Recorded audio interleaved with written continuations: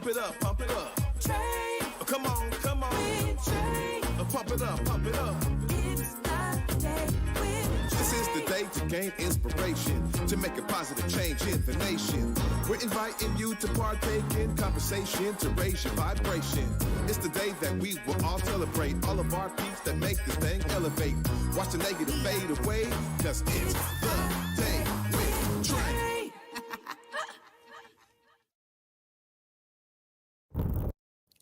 Well, grand rising, everyone. Welcome to the Day with Trae. I'm your host, Trae Holiday. I want to welcome you to a terrific Tuesday, y'all. Getting our week on the road here. I'm really excited because today we got some phenomenal guests in the building as always, but I'm excited because we get to dive in and give y'all some insight. We got one of our Washington State senators in the building, Manka Dhingra, who's going to be talking all about her campaign for Attorney General. And up next, after the break, we actually get the opportunity to speak to Boyah Farah, one of the authors of Our Great Time, who's going to be telling us more about his book, America Made Me Black. So y'all, I'm telling you, we are up for a very interesting episode indeed. Of course, it is time for you to participate. That's right. You also are one of the folks who participates here on the Day with Trae. Go ahead and tag and share this stream with folks who you feel could benefit from a daily dose of dopeness right here on our show. And if you can't watch us, don't worry. We have you covered, y'all. You can listen to us anywhere you find your favorite podcast. Just search Converge Media Network and the Day with Trae. You'll find me on whichever platform is your favorite. All right. Well, up next, really excited to dive into Manka Dhingra's story and hear more about why she's putting her name in the hat for Attorney General. Hi, Manka. How are you? I'm good. How are you doing? Doing well. Good to have you here. This is always a time that I want to give folks to tell us a little bit more about your background. For some who may not know, tell us a little bit about what got you to say, I need to be representing people at the Senate. And then later, we're going to be talking about why you're taking that to the race for Attorney General. Thank you for asking that question, because given my background and where I started off in life, it is actually surreal that I'm sitting here next to you talking about the potential being the next Attorney General for the state of Washington. I came into politics in a very unusual way. I was someone who was very passionate about gender-based violence, domestic violence, sexual assault, trafficking from a very young age. And so I knew very early on when I was in high school that I actually wanted to be a prosecutor, to really stand up for survivors of violence. And that was my life's passion. And so that's what I did. I went to law school, University of Washington School of Law. I interned at the Attorney General's office in the Sexually Violent Predator Unit for 2 years. I did a clerkship with the state Supreme Court with Justice Barbara Mattson, and then spent 2 decades at the King County Prosecutor's Office, doing a lot of work on domestic violence, sexual assault, trafficking, gun crimes. And then I got involved in criminal justice reform and alternatives to incarceration, and worked on creating a mental health court, a veterans court. And I actually trained law enforcement in crisis intervention at a time when most people didn't even know what crisis intervention looked like. And then we had our 2016 election. I considered myself a good Democrat because I voted, but I was truly horrified by who the country had elected to be our leader. And, my life's work of standing up for survivors of violence, we had a president who was bragging about sexually assaulting women. We had a president who was making fun of people with disabilities and mental health issues. And I had worked on, mental health court for so many decades and really addressing those issues. And then the rise in hate crimes. I had started working on hate crimes in the state of Washington after 9/11, when a Sikh cab driver was assaulted. And so I went to my very first Democratic Party meeting that December, and a good friend of mine saw me there, and she asked me, she goes, are you thinking of running for office? And I said, I don't know. I know I need to do something. I cannot sit by anymore. And after a lot of fascinating things, because let me tell you, the Democratic Party had a candidate picked out for this race. They didn't know who I was, but the community knew who I was. So in February 2017, just a few months after going to my first Democratic Party meeting, I announced I was going to run for the Senate. And with my race, we flipped our state Senate and turned Washington blue. Wow. I mean, this is really one of those stories. I think a lot of people didn't understand a lot of the particulars behind it, right? And so hearing your background and all the things that you've been doing to really advocate for others, really, there is a thorough line there. Tell us about how you intend to utilize your experience if you were to get the seat of Attorney General. You know, to me, I think most people want politics to change. They want to change the way government shows up for people. And in order to have the change that we want, you have to have people who are from outside government in positions of power. You know, I am very proud of the career I've already had. So to me, this work that I'm doing in the Senate, the work that I want to do as AG, it is about improving the lives of people. It's about changing the culture on how government shows up for people. People's expectations have changed. And unless you get new blood in there asking questions and demanding change, you're not going to get it. And I have been a change agent my entire life. You know, I started Chaya, which was a South Asian organization to help survivors of domestic violence, at a time when there was so much stigma about talking about domestic violence. You know, it was like the Indians were the model minorities, and how dare you talk about what's happening in our communities. And unless you really confront issues, you're not going to be able to solve them. So I did that when I was a student starting Chaya. I started talking about criminal justice reform as a prosecutor and delivered on those changes. And that's what I brought to the Senate. And that's what I'm going to bring to the Attorney General's office, really making sure we're changing cultures and delivering results for the people of Washington. Well, yeah, I think one of the main things that I hear all the time, especially, being so, I've done a lot of advocacy in Black community, Black liberation work. And one of the things we hear often is that, the folks of the global majority, their experiences are not being centered. When we think about policy change, when we think about new legislation, what are some of the ways that you intend to really serve global majority communities and specifically Black community? You know, this is where you have to center the voices of people. I routinely, since the time I got elected, have been voted as one of the most effective legislators in the country, not just the state. And people always are like, how do you do that? And I said, I do it because I bring up issues that the community wants me to bring up. It's not just me. I just happen to have my name next to it because of my position, but the policies I work on, the issues that I grapple with are issues that people in the community are saying, this is a problem. And guess what? The people in the community also know what result they want. And it is about listening to them, giving them that space to be heard, and then making sure you follow through.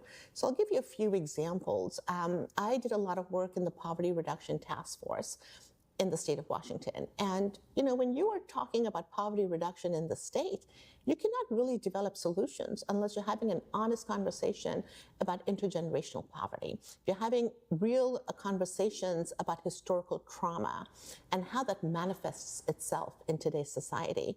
And you have to be comfortable being uncomfortable. And I cannot tell you how emotionally draining a lot of those conversations were, but they were important to have. And what came out of that is how we change government. So I helped create the statewide Office of Equity.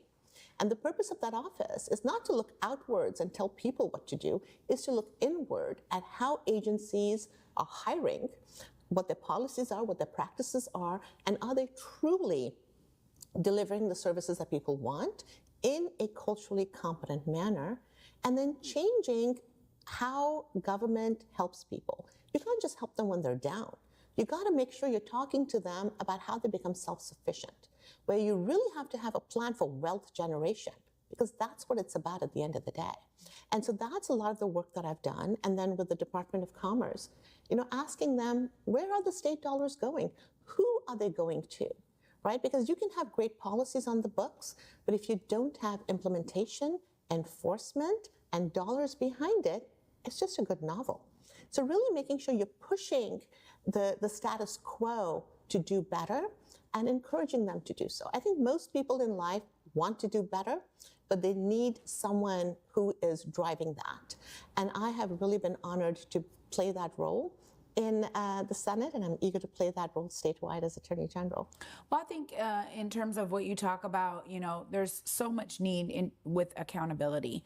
And so I think, anyone who's voting for any elected official has to find the ways to be able to hold them accountable. How have you been opening up that opportunity for folks to hold you accountable to the position you hold?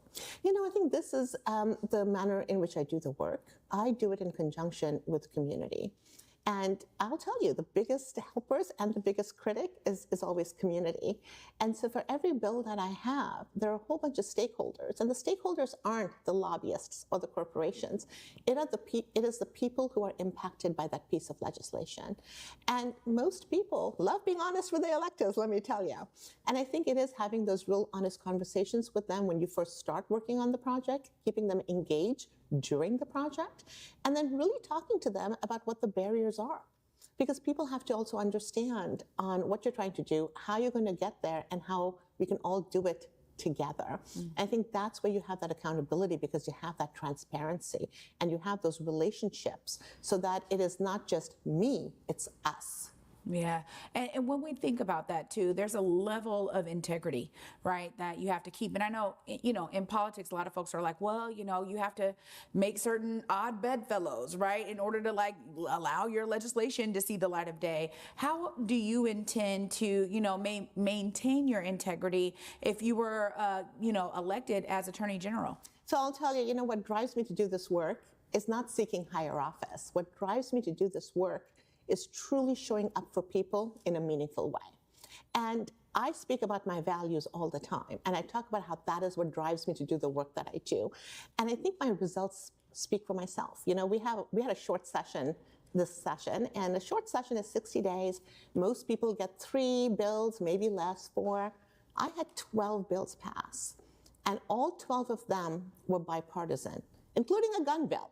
And I don't do easy bills, right? There were bills about sexual assault. There were bills about commercial sexual exploitation of children. There was a bill about setting up crisis centers for our youth.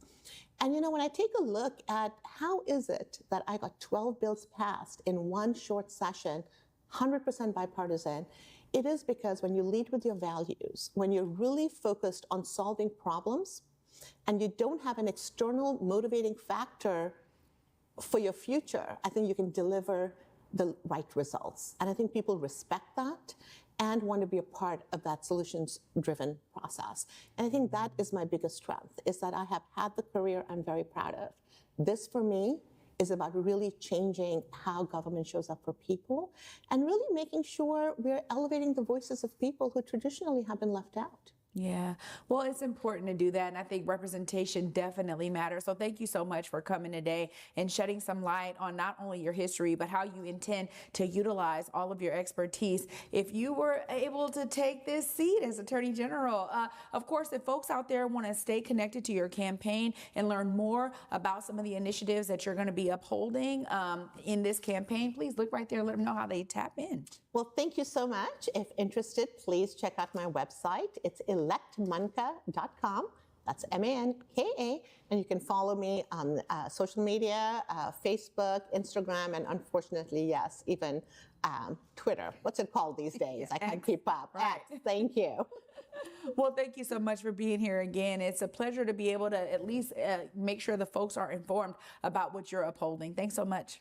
Thank you so much. Absolutely. Y'all, what a great start to our terrific Tuesday. It is going to continue. Up next, we got Author Boyah Farah in the building. We're going to be talking all about his history that made him say, I got to put myself down on paper for others to read, and more about this book, America Made Me Black. You don't want to miss this. Stay tuned. You're watching The Day with Trae. Looking for laughs? Looking for love? Fast Talking Figaro has got you covered. Toe-tapping melodies, lively staging, and colorful costumes. Don't miss The Barber of Seville, May 4th through 19th at McCall Hall. Tickets at seattleopera.org.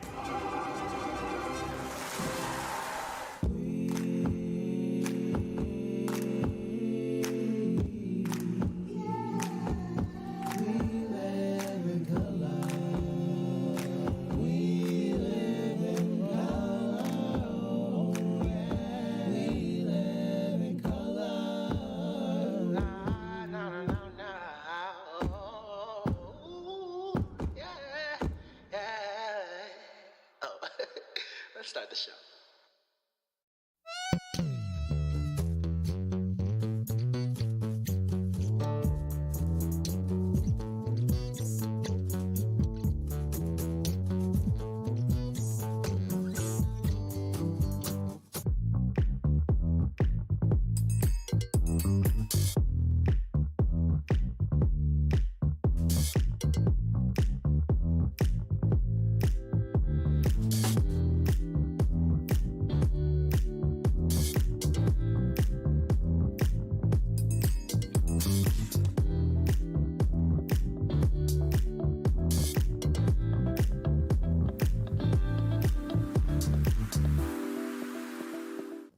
Welcome back, everyone, to The Day with Trae. I'm your host, Trae Holiday. Joining me right now is author Boyah Farah. Hi. Hello. How are you? I'm doing wonderful. Well, I'm so glad you could be here today. And, you know, I always love to start with a bit of history. Tell us a bit about what got you to say, I need to get my story down as an author. What got you into writing? What got me into writing? First, I appreciate the love. I appreciate your welcoming, you interviewing me. Yeah. I don't know. The way I always thought about life is whenever get me upset. If you can get me upset, I'll write about you. and so America got me a bit upset, so I wrote metaphorically a love letter to America. Wow. Well, you know, it's always so interesting because I find that oftentimes the impetus for any author is there's something that's a deep drive passionately that makes you say, I need to get this down. I need to make sure that others hear this story. What were some of those nodes for you that made you say, people need to hear this? Well, you know, it goes back to history. I'm a survivor of war. I'm originally from Somalia. I've seen war. I've seen refugee camps. I came to this country getting chased by war, you know, and I end up in a small suburban area called Bedford. Went to Bedford High. I was the only African there. The first teacher that taught me about America, the real America. There are two Americas, which I didn't know. The real America, I narrate that in the book. Her name was Miss Parker. May she rest in peace. She died, an African American. When I say real America, the America that I knew from the refugee camp was America from the TV. And that America is what I believed. So when I enter the heaven, metaphorically, that's how I looked at it, then America revealed itself to me. And so I get to learn, and the more I learn, the more I feel pain, the more I say, what do I do with this? Because I recognize that pain is energy. Hate is energy, love is energy. It's what you do with it that matters in the end. So I want to write something that can add value to this America that's still learning and still growing. Well, you know, you're talking about such a vast topic. I mean, what are some of the ways that you feel you've poured maybe a different approach or perspective to how people kind of see America? Because you are right in terms of like this textbook America and like the real America of, you know, the slaughter, the savagery that we've experienced in our history. What are some of those important points that you make in terms of your own perspective that you find may be really valuable to the readers? I came into this country with absolute love. I had no package. I was born in a valley in the land of the poets, a nation of poets, Somalia. My dad was a guerrilla fighter. He prepared me to be absolute warrior and to look at people in the eyes, respect them, and receive respect. That's probably why I love Malcolm X's book, and by Alex Haley, or Tupac. I honor Tupac in the book. I honor Malcolm in the book. So I didn't come in with ideas about what's happening in America or any hate and nothing. You know, I came into this country. I love this country. It's America that taught me what I became, a black man. And when I say black man, I was born black. God made me black. But the package, the hurt, the trauma, all the stuff that comes with it being black in America is the America that taught me. And that's what I narrate. So I come in an outsider voice, entering the heaven, realizing that there's something else in there. And what black people complain, you know, forever, is true. And I grew up in the liberal state of Massachusetts. And you would think, you know, Boston, highly liberal, is different. It's not. I really wanted to be authentic, be real, be truthful, to tell the America, to say, dear America, immigrants love you. Without immigrants, this country would be nothing. Dear America, black people love you. Reciprocate the love. Without sports, media, the projection of America is black people. So I want America to listen and say, hey, it's true. Wow. We need to reciprocate the love. You know, this is such an important message, and I really appreciate you pouring into this work here. You know, for every author, there's a journey, right? Because there's a journey of you creating the book and you pouring into it. And then there's a journey of getting folks to understand, right? And so I'm glad you're here today. What are some of the other ways that you're making sure community knows about this great work of art you've done? You know, an artist, the way I wrote the book, and I thought I could detach myself from the book, to be honest. I wanted to write the book and release it into the universe. And I thought the energy of the book will do magic. The book has gone to NPR's Best for 2022. It was also nominated for NAACP. I was in the same level category in Viola Davis and NAACP image. I was actually teaching a class in Africa when that happened, when I got the text message, and I still stay there. I kind of wish I went to California. I didn't. The way I look at it, basically, there are three galaxies. The galaxy of the living, which you and I live, the galaxy of the dead, where our ancestors live, and the galaxy where the artists belong, the writers, looking at the land of the living. So I wrote this book for the land of the living to improve, and I thought they would do magic in terms of reading the book and circulating it, but it's a little bit different. I gotta be able to go out there and tell the community and bridge the divide between immigrants that are coming in who know nothing about American black people. You know, they know nothing. The only thing they know is what they see on the image, which portrayal of black people is really in a bad condition when you are in other countries. And so you come in with that and you're like, I don't want to be closer to black people because it's what I know. But then you yourself become that the longer you stay. So I want to be able to, this book does beautifully in a very poetic way, bridging the divide. That this image does not belong to black people in America or Africans in Africa. That black people are African-born Americans, and I am, no, American-born Africans, and I am an African-born American. The struggle is the same. Yeah. You know, it's such a large part of what I think is moving into intergenerational conversation and discourse right now.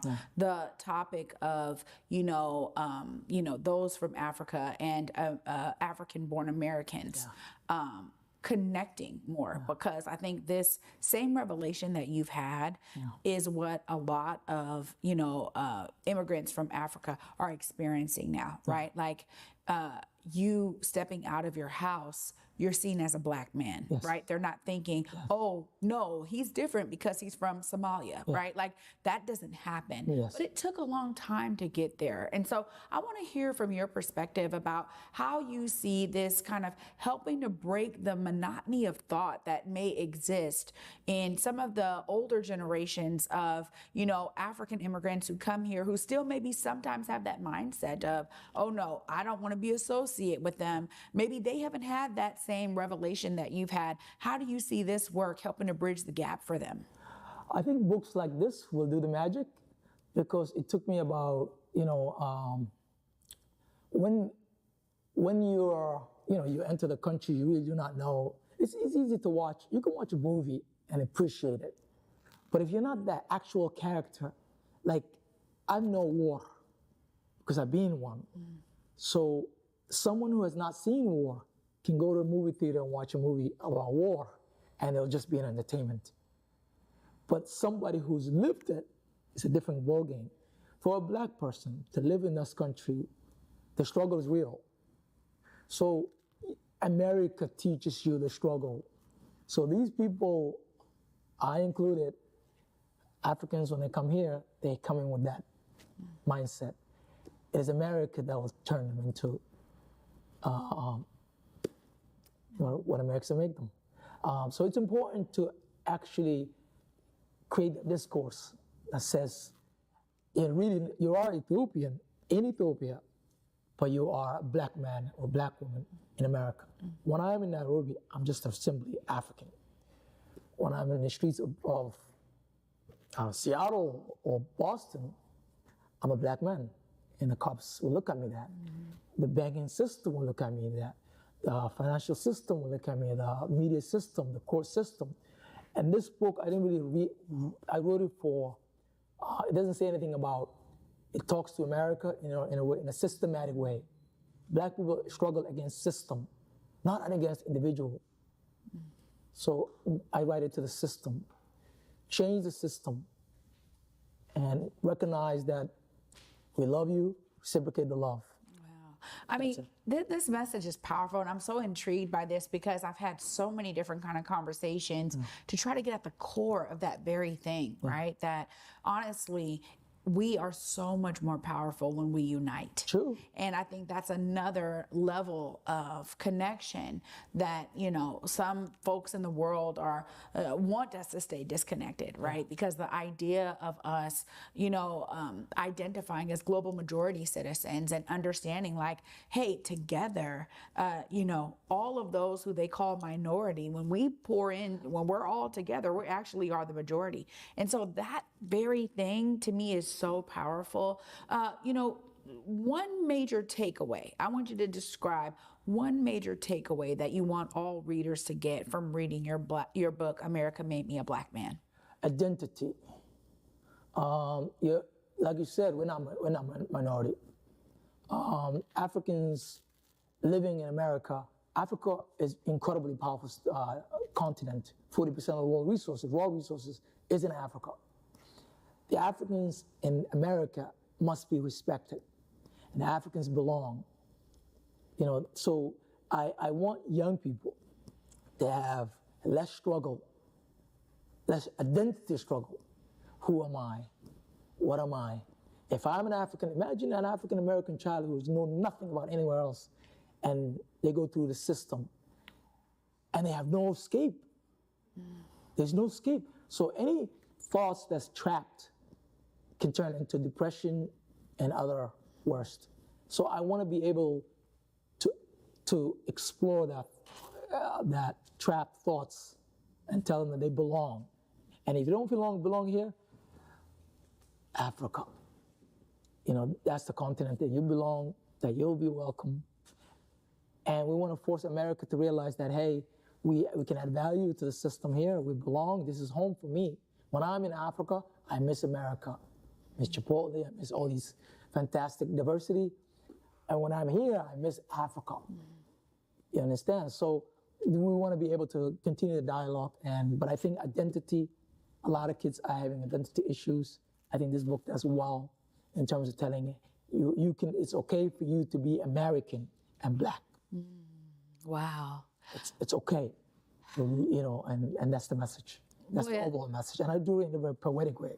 So there's a lot of poetry that's in the book. Well, I'm so glad that you brought me a copy today. I appreciate this. Y'all, you can see right here, America Made Me a Black Man. Of course, Boyah, this is phenomenal that you have done this body of work and that you are working to intentionally bridge the gap that we are experiencing in the diaspora, African diaspora here in America. I got to give you time to make sure folks know exactly how to purchase this book and how to utilize it as a way to bridge that gap as you've so poetically described. Look right there in the camera. Let folks know how they get this book in their hands. Well, this book is available in every single outlet there is in the country, including Target, Walmart.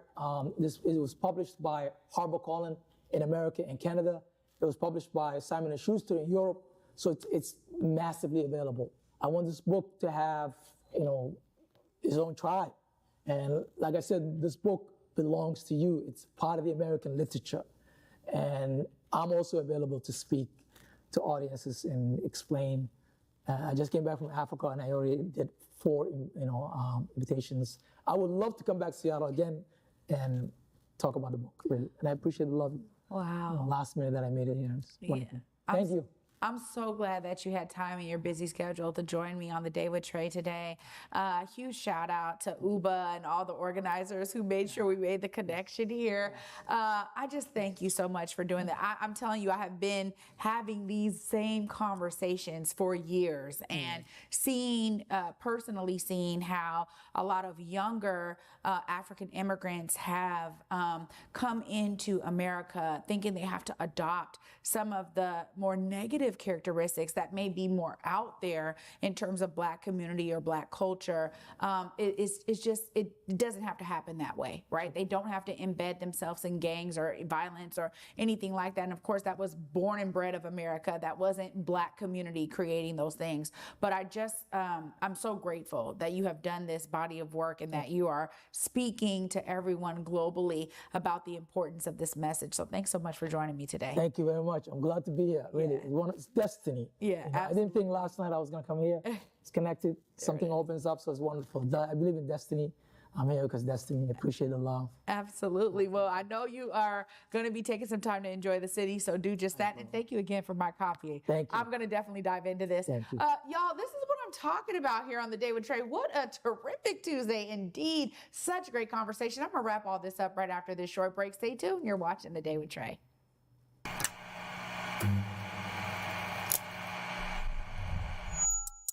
Hello, welcome to Elite Insights with Carlos Humani. We're looking to offer an in-depth look at event production industry through the lens of client experiences and joint successes. The podcast will emphasize guest interviews, focusing on client discussing their fields and reflecting on their collaboration with Elite Collective. Again, you're with Elite Insights. Carlos Humani here. See you guys in a few.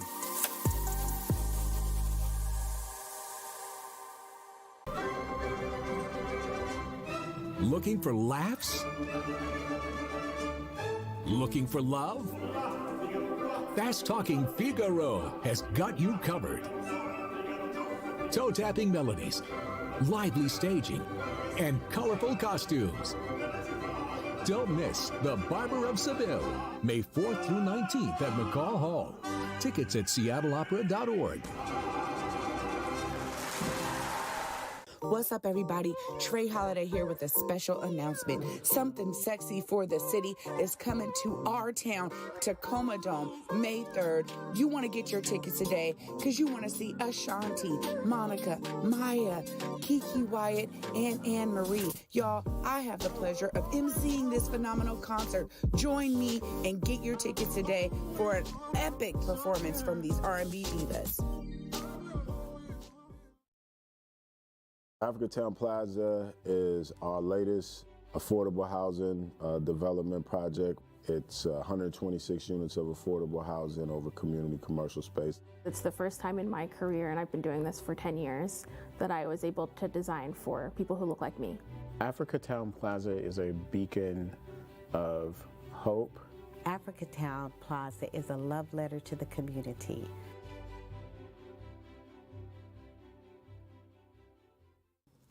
Welcome back, everyone, to the Day with Trae. I'm your host, Trae Holiday. I'm telling you right now, I'm so inspired. You know, it's always great to understand the history behind my guests. So huge shout out to my guest today, Washington State Senator Manka Dhingra, who's now putting her name in the hat for Attorney General.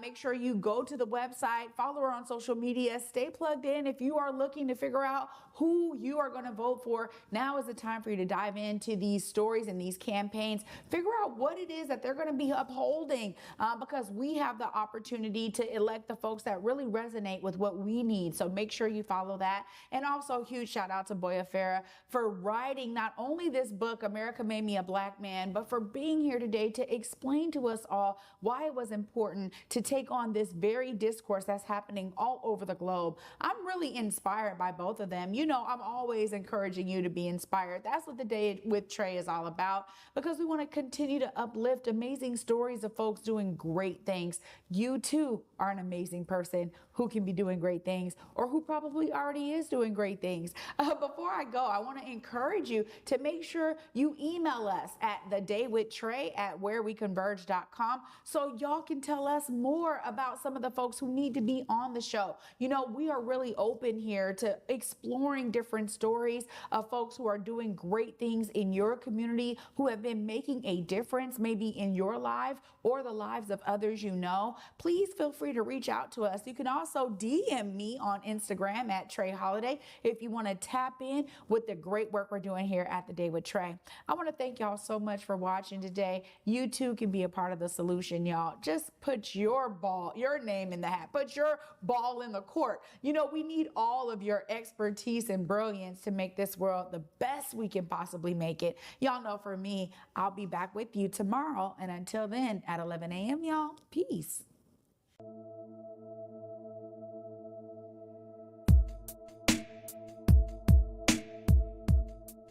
Converge Media produces culturally relevant content for Black and urban audiences. Our coverage is raw, transparent, and objective, praised by community leaders, government officials, and residents. Support Converge Media today via Venmo, Cash App, or PayPal at Converge Media.